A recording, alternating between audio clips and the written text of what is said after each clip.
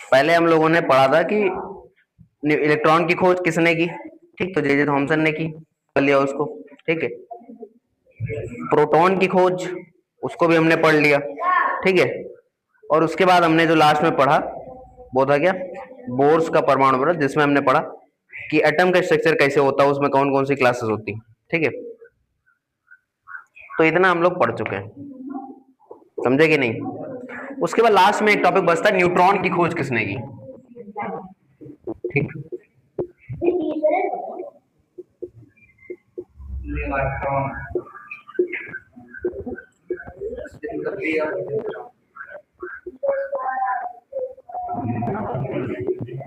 एक बात थोड़ा समझो, यहाँ पे एग्जाम में डायरेक्टली क्वेश्चन नहीं पूछता है, इनडायरेक्टली पूछता है। जैसे हमने तुमको पहला जो मॉडल बताया, वो पहला मॉडल का जे थॉमसन का मॉडल, तो वो इलेक्ट्रॉन की खोज है, ठीक है। अब जब उन्होंने वो चीज किया है, तो हमने जो पढ़ रखा है उनके बारे में, तो अगर एग्जाम में क्वेश्चन आता है कि इलेक्ट्रॉन की खोज कैसे हुई, तो जे थॉमसन के बारे में लिखना है, ठीक। अगर नाभिक की खोज कैसे हुई, तो उसके बाद उसमें तुम क्या लिखोगे, उसमें तुम जो है रदरफोर्ड के बारे में लिखोगे, ठीक है। तो याद रखना है कि कौन सा क्वेश्चन पूछ रहा हो, किस तरीके से आंसर लिखोगे, ठीक है। ये फॉर्मेटिंग कर लेना, ठीक, वरना फिर एग्जाम में दिक्कत आएगी। तो न्यूट्रॉन की खोज 1932 में जेम्स चैडविक ने की थी। क्या स्पेलिंग हुई इनके, तो इन्होंने खोज की थी, ठीक है। कि कोई जो हमने पढ़ रहा इससे पहले जितना भी पढ़ा है कि किसी भी परमाणु के अंदर दो चीजें होती हैं, एक होता है इलेक्ट्रॉन, दूसरा है प्रोटॉन। प्रोटॉन बीच में नाभिक में होता है, यानी न्यूक्लियस में होता है, और वो पॉजिटिव चार्ज होता है। वो जो इलेक्ट्रॉन होता है वो नेगेटिव चार्ज होता है, जो कि किसी भी एटम्स के बाहर क्या किया करता है, चक्कर लगाया करता है, ठीक है। तो इतना हम लोगों ने पढ़ा था। उसके आगे जब खोज किया न्यूट्रॉन की चैडविक ने, तो उन्होंने कहा कि भाई इसके बीच में भी कुछ होता है, मतलब इसके बीच में प्रोटॉन तो है ही, लेकिन और कोई भी है, ठीक। तो उन्होंने न्यूट्रॉन की भी खोज कर दी उसी बहाने कि चलो न्यूट्रॉन भी होता है कुछ ना कुछ, ठीक है। तो वो हमें देखना है।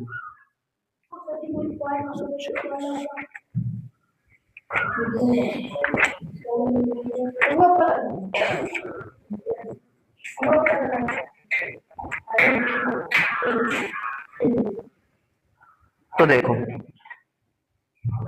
चैडविक यहाँ से होगा, ठीक। तो जो जेम्स चैडविक थे, ठीक है, इन्होंने खोज की इसकी। अब कैसे की वो थोड़ा समझ लो, ठीक है। कि जो किसी भी, जो हम प्रोटॉन देखते हैं इसके अंदर, ठीक है, प्रोटॉन कण जो है एक अनावेशित कण, उसके साथ द्रव्यमान में प्रोटॉन के बराबर होता है। इसका मतलब क्या है, इन्होंने बताया कि जो न्यूट्रॉन होगा, ठीक है, न्यूट्रॉन जो होता है, ठीक है, उसका जो मास है, यानी इसका जो वजन होगा, वो प्रोटॉन के बराबर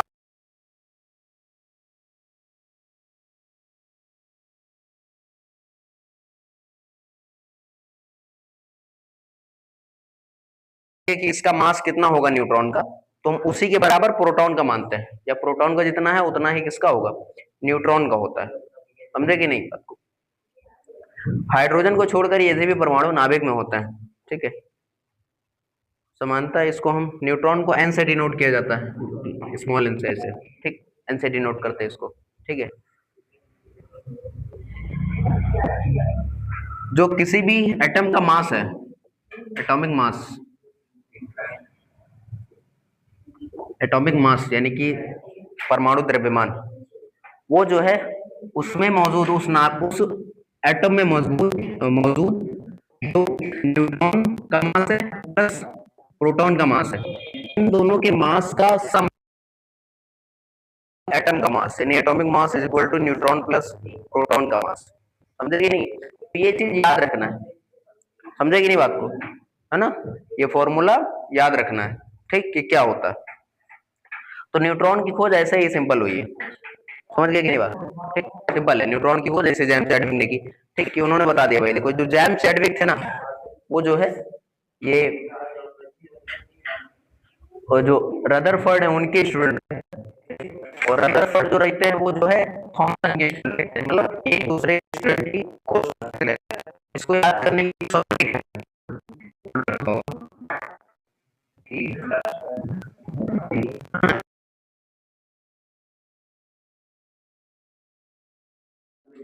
चलो देखो,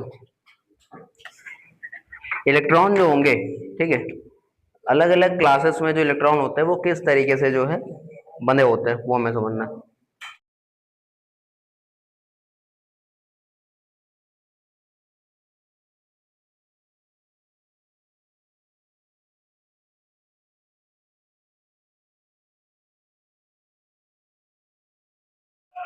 तो अलग अलग क्लासे हमने बताया था, क्लासे टोटल ऑर्बिट्स कितने होंगे हैं? 4 ऑर्बिट। कौन कौन से? K11 है ना। मान लो ये एक इलेक्ट्रॉन है, तो ये एक एटम है, इस एटम के अंदर ये है न्यूक्लियस, इसमें 4 क्लासेस हैं, ऑर्बिट्स हैं, ठीक, ये 4 ऑर्बिट हो गए, समझे कि नहीं? हर एक का नाम K11, ठीक है, तो ये क्लास है, ठीक है, एनर्जी लेवल समझ जाओगा शुरू होता है। तो K11, ठीक है, हम पहले सोच रहे कहा शुरू हो रहा है, फिर बहुत दिन के बाद हमका पता चला।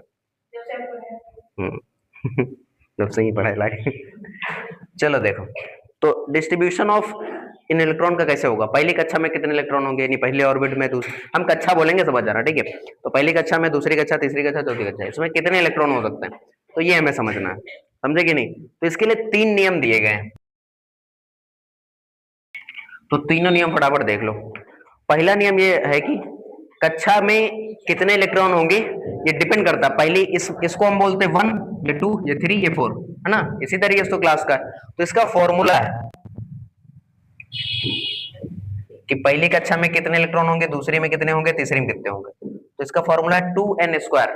n क्या है? नंबर ऑफ ऑर्बिट्स, है ना, कौन से ऑर्बिट में है, तो पहले ऑर्बिट में अगर पहला ऑर्बिट है फर्स्ट, यानी n नंबर कितना हो जाएगा, तो ये कितना आ गया 2, यानी पहली ऑर्बिट में कितने इलेक्ट्रॉन होंगे, 2 इलेक्ट्रॉन होंगे, ठीक, दूसरे में कितने होंगे, 2 गुणे 2 का स्क्वायर बराबर 2 गुणे 4 बराबर 8, तो दूसरी क्लास में कितने इलेक्ट्रॉन होंगे, 8 हो जाएंगे इस वाली में, एल में। फिर इसी तरीके से 3, तो कितना 2 गुणे 3 का स्क्वायर, 2 गुणे 3 त्रिक का 9, कितना हो गया 18। अगला जा रहा है तो 2 गुणे 4 चौके 16, 16 दूना 32, तो इस तरीके से क्लासेस होगी। समझ में आई कि नहीं बात, कि पहले क्लास में कितने इलेक्ट्रॉन, 2, दूसरी में 8, तीसरी में 18, चौथी में 32, तो इस तरीके से इलेक्ट्रॉन का डिस्ट्रीब्यूशन होगा अलग अलग ऑर्बिट्स में। समझ में आई बात है? ठीक है। दूसरी बात क्या होगी कि एक जो सबसे आखिरी कोष होगा, सबसे बाहरी कोष, ठीक, उसमें इलेक्ट्रॉन जो है 8 ही होंगे, ठीक, अधिकतम कितने हो सकते हैं, 8 होंगे, उससे ज्यादा नहीं होंगे, यानी कि जो सबसे लास्ट वाली क्लास बचती उसमें 8 इलेक्ट्रॉन से ज्यादा नहीं होंगे, ठीक, सबसे आखिरी वाली, सबसे बाहरी कोष यानी क्लास में सबसे लास्ट ऑर्बिट, ठीक, लास्ट ऑर्बिट में मैक्सिमम कितने इलेक्ट्रॉन होंगे, 8 इलेक्ट्रॉन होंगे, ठीक, ये डिस्ट्रीब्यूशन ऑफ, ये रूल इसका कहता है, ठीक। तीसरा इसका नियम क्या है, किसी परमाणु में दिए गए कोष में इलेक्ट्रॉन तब तक स्थान नहीं लेते हैं जब तक उसमें पहले वाले भीतरी कक्ष पूर्ण भर नहीं जाते हैं, मतलब समझो, इसका मतलब क्या है कि कोई मान लो इसमें जब तक 8 हैं, जब तक इसमें 8 पूरे नहीं होंगे तब तक ऐसा नहीं होगा कि इसमें एक आ जाए, यानी इसमें 7 है इसमें एक हो जाए, ऐसा नहीं होगा, इसमें 8 होंगे, अगर बच रहे हैं तब इसमें आएगा। समझ रहे हो कि हमने कहा पका, याद रखना है कि मैं लिखना वाली कोई बात है नहीं, समझने वाली बात है। देखिए मैं को लिखा जा सकता, तो इलेक्ट्रॉन जब तक फील्ड नहीं हो जाता एक ऑर्बिट में तब तक वो तरीके से याद रखो, ठीक, कि जब तक इलेक्ट्रॉन जो है वो एक में निकले हो जाते हैं अपने एक ऑर्बिट में तब तक वो दूसरे में नहीं जाने वाले। समझ में आई कि नहीं बात, ठीक। अब तुमको अलग अलग का याद रखना है, जैसे फॉर एग्जाम्पल,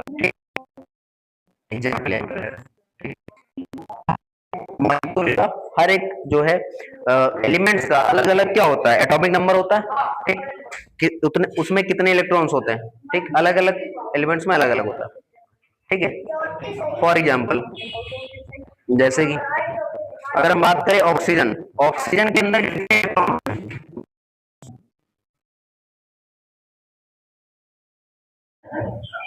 ऑक्सीजन के अंदर कितने इलेक्ट्रॉन्स होते हैं, उसी तरीके से जैसे है ऑर्गन, आर्गन है ना, आर्गन को लिखते हैं AR, ठीक। तो इसके अंदर कितने इलेक्ट्रॉन होते हैं? 18 होते हैं भाई। ये सब याद करना पड़ेगा, हम फिर बोल रहे हैं, समझे कि नहीं? वरना एग्जाम में टीचर से पूछोगे कि सर जी बता दो, 10 रुपया ले लो। तो देखो पहले में कितने हो जाएंगे? 2 इलेक्ट्रॉन। दूसरे में कितने होंगे? 8।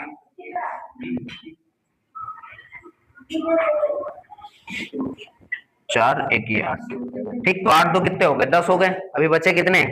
8 और बचे हैं, तो इस वाले में हो जाए इलेक्ट्रॉन और हो गए। तो इस तरीके से हमको स्ट्रक्चर ऑफ एटम बनाना होगा। दूसरे वाले, तीसरे वाले में कितने आ सकते हैं? 18 आ सकते हैं, समझे कि नहीं? जब तक ये 18 नहीं भरेंगे तब तक हम उसको नहीं, जो है दूसरे वाली क्लास में नहीं जाएंगे, ठीक। तो ये किसी भी एटम का क्या हो जाएगा, इस तरीके से स्ट्रक्चर बनाना है। ये है एनसीईआरटी बुक, इसमें ये बना है डायग्राम। इसमें देखो बताया गया किसके अंदर कितने इलेक्ट्रॉन है। ज्यादा नहीं, 18 एलिमेंट्स हैं। 18 का ही सिर्फ याद करना है, समझे कि नहीं? बाकी सबका नहीं याद करना। नोट कर लो इसको। देखो वैलेंसी क्या होती ये समझना है, एग्जाम्पल लेके इसको समझते हैं।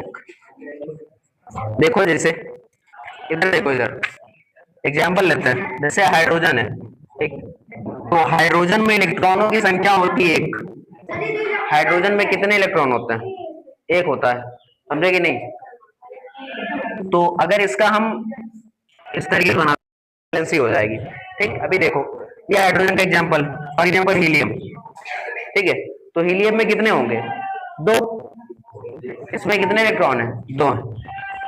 तो देखो ये इसका न्यूक्लियस है, इसमें कितने इलेक्ट्रॉन होने चाहिए? 2 होने चाहिए। तो जब 2 पूरी तरीके से पूरे हैं तो इसका जो वैलेंसी होगा कितना हो जाएगा? 0 हो जाएगा, समझे? कंप्लीट है तो उसमें कुछ नहीं बढ़ा सकते ना घटा सकते हो, तो बराबर है, समझे? बोरॉन में कितने इलेक्ट्रॉन होंगे? 5 होते हैं। तो इसका अगर ऐसे बनाओगे तो न्यूक्लियस, इसमें 2 इलेक्ट्रॉन कंप्लीट हो गया। इसमें कितने? 3 ही तो आ पाएंगे, इसमें 3 ही तो आए। लेकिन अब देखो इसका कितना हो जाएगा जो है वैलेंसी। तो इसमें हम क्या देख रहे हैं कि इसका 3 होगा। क्यों 3 होगा? क्योंकि इसमें देखो, इसको अगर दूसरे वाले, इसको कंप्लीट करना है, दूसरे ऑर्बिट को कंप्लीट करना, तो इसको कितने इलेक्ट्रॉन चाहिए? 5 चाहिए। और इसके पास ज्यादा कितने हैं? 3 ज्यादा है, मतलब ज्यादा सेंस इससे किससे कितने ज्यादा? 3 ज्यादा है। तो ये अगर किसी के साथ रिएक्शन करेगा तो ये अपने 3 इलेक्ट्रॉन देगा, ना कि 5 इलेक्ट्रॉन लेगा, क्योंकि 5 नंबर ऑफ ज्यादा है, समझे कि नहीं? और 3 नंबर में कम है। तो हम 3 किसी को दे सकते हैं क्योंकि हमारे पास कम है, हमको तो ज्यादा चाहिए ना 5। तो कोई जब तक 5 देने वाला इसके साथ नहीं होगा, बोरॉन के साथ, तब तक वो उससे रिएक्ट नहीं करेगा, समझे कि नहीं? उससे जुड़ेगा नहीं। तो जुड़ेगा किससे? जो वो उसको उतने इलेक्ट्रॉन दे सके या जिसको उतने इलेक्ट्रॉन की जरूरत हो, ठीक। तो उससे जुड़ेगा। तो इसकी वैलेंसी कितनी हो जाएगी? 3 इसकी वैलेंसी हो जाएगी, ठीक। इसकी वैलेंसी कितनी हो गई? 3 हो गई, ठीक है। अब जैसे सोडियम है, यानी कि Na, तो सोडियम का कितना होता है बताओ? सोडियम का 11, है ना? इसका फटाक सही से क्लास को पूरा करने के, इस ऑर्बिट को पूरा करने के लिए इसको 17 इलेक्ट्रॉन की जरूरत है, और 17 कोई देगा नहीं क्योंकि नंबर बहुत ज्यादा है, समझे कि नहीं? तो ये क्या करेगा? किसी को एक दे देगा, ठीक। अब हमने उस दिन पढ़ा था कि Na+Cl मिलके क्या बन जाता है? NaCl। अब ये Cl से रिएक्शन क्यों करता है वो तनिक देखो। क्लोरीन यानी कि Cl का जो इलेक्ट्रॉन के नंबर्स होते हैं वो होते हैं 17। कितने हैं? 17, है ना? तो इसमें देखो, तो इसमें कितने हैं? 2, 1 2 3 4 5 6 7 8। और अब इसमें कितने आएंगे? 1 2 3। तो जब इससे जब रिएक्शन करेगा तो देखो इसके पास एक इलेक्ट्रॉन क्या है? ज्यादा है। और इसके पास देखो, इसमें तो पूरे हैं, इसमें इसको भी पूरा करने के लिए कितने इलेक्ट्रॉन चाहिए? इसको चाहिए भी 11 इलेक्ट्रॉन, क्योंकि इसके पास कितने इलेक्ट्रॉन? 7 ही तो है यहाँ पे।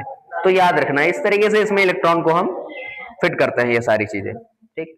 प्रोटॉन मौजूद है, ठीक है। उसी को, उसमें जो प्रोटॉन की संख्या हो, ठीक, क्योंकि हमने उसको पढ़ रखा है, प्रोटॉन की संख्या 1 है, इलेक्ट्रॉन की संख्या भी 1 है, ठीक है। कार्बन में 6 होती है, ठीक। तो कार्बन में 6 होगा, ठीक है। तो हमने पहली बात क्या बताई? किसी भी एटम्स के न्यूक्लियस में मौजूद प्रोटॉन की संख्या क्या होगी? परमाणु संख्या होगी, दूसरा है एलिमेंट में मॉलिक्यूल उसके परमाणु संख्या के बराबर होगा। ठीक, तो ये हो गया तुम्हारा परमाणु संख्या।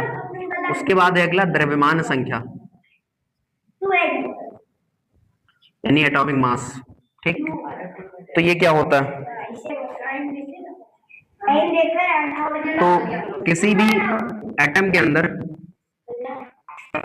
जब किसी भी एटम के अंदर जो है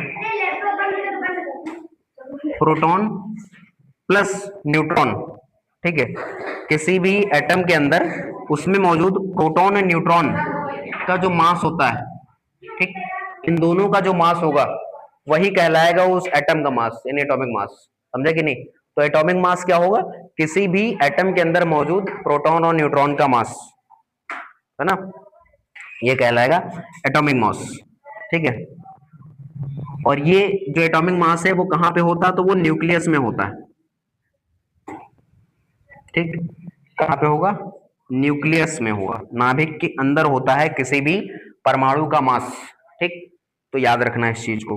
ठीक है, इसीलिए इसको हम न्यूक्लियॉन बोलते हैं। ठीक है, ठीक। तो न्यूक्लियॉन, न्यूक्लियस को हम इसलिए न्यूक्लियॉन भी बोलते हैं। जैसे कार्बन का जो ये एटॉमिक मास होता है वो होता है 12 म्यू। ठीक है, इसके अंदर 6 इलेक्ट्रॉन होते हैं, सॉरी 6 प्रोटॉन होंगे और 6 न्यूट्रॉन होंगे, क्योंकि हमने पढ़ा था कि जितने भी प्रोटॉन होंगे उतने ही न्यूट्रॉन होते हैं, इनकी संख्या क्या होती है? बराबर होती है। ठीक, तो याद रखना है। ठीक है, लेकिन इसी प्रकार जैसे एल्यूमिनियम का होता है, एल्यूमिनियम में टोटल 27 में इसका द्रव्यमान होगा। ठीक, तो 27 में द्रव्यमान होगा तो इसमें 13 प्रोटॉन है और 14 न्यूट्रॉन है। ठीक, तो इसमें एक एक्सेप्शन निकल के आ जाता है। ठीक, तो ये याद रखना है। ठीक, अगर मान लो हम कोई भी एलिमेंट, जैसे यहाँ पे सारे एलिमेंट देखोगे, ठीक, तो जैसे हम कोई भी इसमें एग्जांपल ले सकते हो। ठीक है, तो एल्यूमिनियम ये क्या है? एक तत्व है, एलिमेंट है। ठीक, तो इसके ऊपर जो लिखा होगा ये इसकी द्रव्यमान संख्या लिखी होगी। समझे कि नहीं? क्या लिखा होगा? द्रव्यमान संख्या। ठीक, यानी इसका एटॉमिक नंबर लिखा होगा। ठीक, तो वो कितना है? 13 है। ठीक, तो ये है ये। ठीक, और जो यहाँ पे लिखा होगा वो ये लिखा होगा। ठीक, जो कि है 27। ठीक, होता तो और कोई दशमलव में करके है। ठीक, 26.282 है ना, 628 ऐसे करके है, लेकिन हम 27 मान लेते हैं। समझे कि नहीं? एग्जैक्ट डेसिमल में नहीं लिखना, याद रखना चीजों को, हमें जो है ऐसे नंबर में लिखना। तो ये है, ये क्या 27 क्या है? द्रव्यमान संख्या है। समझ में आई कि नहीं बात? एटॉमिक मास क्या होता है और एटॉमिक नंबर क्या होता है? नोट करो, बस 2 टॉपिक बचे हैं। समस्थानिक और संभारिक क्या होते हैं? बस चैप्टर खत्म हो जाएगा। हम देखो 2 तरह से एटॉमिक स्ट्रक्चर को देखते हैं।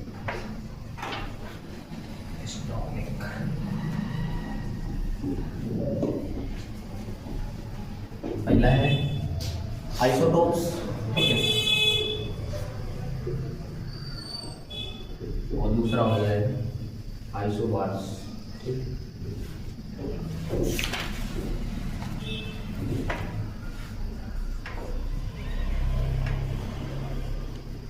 तो ये होते क्या है? ठीक, आइसोटोप्स मतलब होता है समस्थानिक।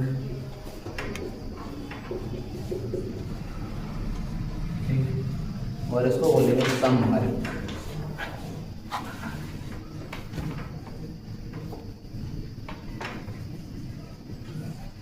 तो देखो ये होते क्या है? ठीक है, तो कुछ एलिमेंट्स जो होते हैं, ठीक है, उनकी परमाणुओं से उनकी पहचान की जाती है। ठीक, परमाणु संख्या समान होती है लेकिन जो उनकी द्रव्यमान संख्या होती है अलग अलग होती है। तो क्या याद रखो कि जिनकी जो है परमाणु संख्या यानी एटॉमिक नंबर, ठीक, एटॉमिक नंबर क्या होगा? समान होगा, यानी कि समान मतलब बराबर होगा, है ना। एटॉमिक नंबर क्या हो? बराबर हो। समझे कि नहीं? उनका एटॉमिक नंबर क्या हो? बराबर हो। ठीक है, यानी कि सेम हो। ठीक है, लेकिन जो एटॉमिक मास है, एटॉमिक मास वो अलग अलग हो। ठीक, तो फिर उसको हम क्या बोलेंगे? समस्थानिक बोलेंगे, यानी कि आइसोटोप बोलेंगे। समझे कि नहीं? फॉर एग्जाम्पल, ठीक, एग्जाम्पल देखो दूसरे, जैसे कार्बन है, ठीक, तो कार्बन में जो यहाँ लिखा होगा वो क्या होगा, ये चीज एटॉमिक मास है ना, और जो यहाँ लिखा होगा वो क्या होगा, नंबर, एटॉमिक नंबर, ठीक। तो ऐसे जो बोला थी ये कैसे बोले, अभी बताइए कैसे बोल के, वैसे ही बोल का ne mina no bot kata event kata ni kola Coca Cola वैसे ना टच नहीं करें, ये 12 ये 6, ठीक, और यही है ये 12 है, उनसे कहीं ये 14 है, ये 6, ठीक। तो इसमें देखो इसको नॉर्मली चाहे इससे पहले शुरू कर लो, ऐसे शुरू कर लो, है ना, 6C12 या फिर 614 ऐसे करके बोल लो, ऐसे करके बोल लो, ठीक है। तो ऐसे करके बोल सकते हो, ठीक। लेकिन हमें इसमें याद क्या रखना, देखो याद क्या रखना है, अरे भाई बोल का है, अंकल तुम लोग का मोटिवेशन देना पड़ेगा, हम नहीं दिया चाहिए, बड़ा थक दे जब बातें बताएंगे। देखो तो C12 इसका मतलब क्या, जो एटॉमिक मास है, ठीक है, यहाँ पर भी कितना है 14, यानी जो इसका एटॉमिक मास है वो क्या है, अलग अलग है दोनों, समझे कि नहीं, लेकिन जो इसका एटॉमिक नंबर है वो क्या है, सेम है। यानी तब हम क्या बोलेंगे, जो ये कार्बन लिखा हुआ है कार्बन, C फॉर कार्बन, तो ये कार्बन क्या है, एक दूसरे के आइसोटोप्स है, समझे कि नहीं, ठीक है ना, आइसोटोप्स है, क्योंकि इनमें क्या है, ये समस्थानिक का मतलब क्या होगा, हमने बताया एटॉमिक नंबर सेम होगा, एटॉमिक नंबर सेम है, लेकिन जो एटॉमिक मास है वो क्या होगा, अलग अलग होगा, समझे कि नहीं, समझ में आएगी नहीं बात, ठीक। तो ये क्या है, एक दूसरे के आइसोटोप्स यानी कि समस्थानिक, समझ में आएगी नहीं बात, ठीक है। जैसे हाइड्रोजन के 3 समस्थानिक होते हैं, हाइड्रोजन के 3 समस्थानिक होते हैं, ठीक, कौन कौन से होते हैं हाइड्रोजन के 3 समस्थानिक, ठीक, तो याद रखना है। और एक होता है जिसका नाम है प्रोटियम, फिर है ड्यूटेरियम और फिर है ट्राइटियम, ठीक है। तो 3 होके याद रखना है, कौन कौन सा होगा, प्रोटियम, ठीक है, और फिर उसके बाद दूसरा है इसका ड्यूटेरियम और तीसरा है ट्राइटियम, ठीक। तो इसके 3 समस्थानिक होते हैं, 3 आइसोटोप्स होते हैं, ठीक। तो ये याद रखना, ये आइसोटोप्स हो गया, ठीक। और भी बहुत सारी चीज़ के बारे में दी है बुक में, तुम इसके बारे में पढ़ लोगे, ठीक। अगला जो टॉपिक है वो है आइसोबार्स, ठीक। आइसोबार्स क्या होते हैं, ठीक, तो इसका उल्टा कर देना है, ठीक।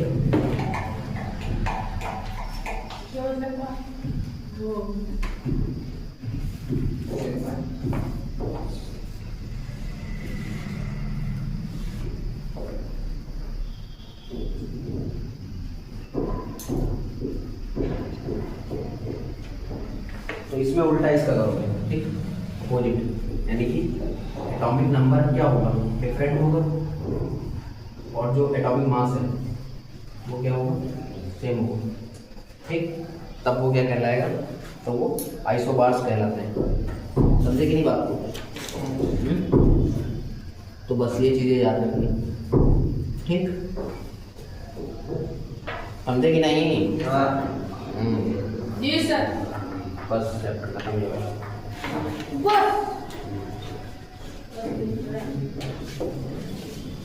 हमारा काम खत्म हो, बाकी तुम लोग पढ़ो।